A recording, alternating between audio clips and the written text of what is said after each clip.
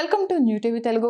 ఉత్తరాంధ్ర ప్రజల దశాబ్దాల కళ నెరవేరబోతోంది. విశాఖపట్నం సమీపంలోని భోగాపురంలో నిర్మించిన అల్లూరి సీతారామరాజు అంతర్జాతీయ విమానాశ్రయం ప్రారంభానికి ముహూర్తం ఖరారైంది.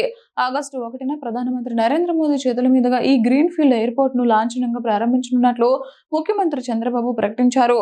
దీంతో గత కొంతకాలంగా ప్రారంభోత్సవ తేదీపై నెలకొన్న ఊహాగానాలకు తెరపడింది. విమానాశ్రయ నిర్మాణ పనుల పురోగతిపై ఉన్నతాధికారులతో సమీక్ష నిర్వహించిన చంద్రబాబు ఈ కీలక ప్రకటన చేశారు. ప్రారంభోత్సవ కార్యక్రమాన్ని చరిత్రలో నిలిచిపోయేలా అత్యంత ఘనంగా నిర్వహించాలని అధికారులను ఆదేశించారు.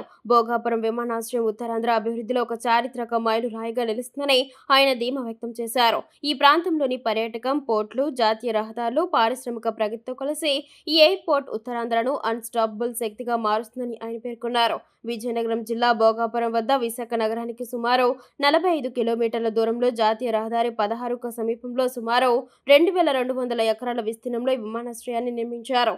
ప్రఖ్యాత మౌలిక సదుపాయాల సంస్థ జిఎంఆర్ గ్రూప్కు చెందిన GMR Visakhapatnam international airport limited ఈ ప్రాజెక్టును ప్రతిష్టాత్మకంగా చేపట్టింది. తొలి దశలో భాగంగా 4592 కోట్ల వ్యయంతో ఎయిర్పోర్ట్ను నిర్మించారు. మొదటి దశలో ఏటా 63 లక్షల మంది ప్రయాణికులకు సేవలు అందించే సామర్థ్యంతో టెర్మినల్ భవనాన్ని తీర్చిదిద్దారు.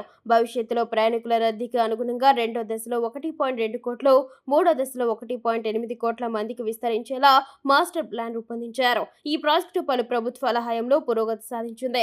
2019 ఫిబ్రవరిలో అప్పటి ముఖ్యమంత్రిగా చంద్రబాబు శంకుస్థాపన చేశారు. 2024 సెప్టెంబర్లో విమానాశ్రయానికి అల్లూరి సీతారామరాజు అంతర్జాతీయ విమానాశ్రయంగా నామకరణం చేశారు. ప్రస్తుతం విశాఖ నగరంలోని ఐఎన్ఎస్ డేగా నేవల్ ఎయిర్ బేస్ నుంచి కొనసాగుతున్న పౌర విమానయాన కార్యకలాపాలు దశల వారీగా భోగాపురం ఎయిర్పోర్ట్ కు మారనున్నాయి.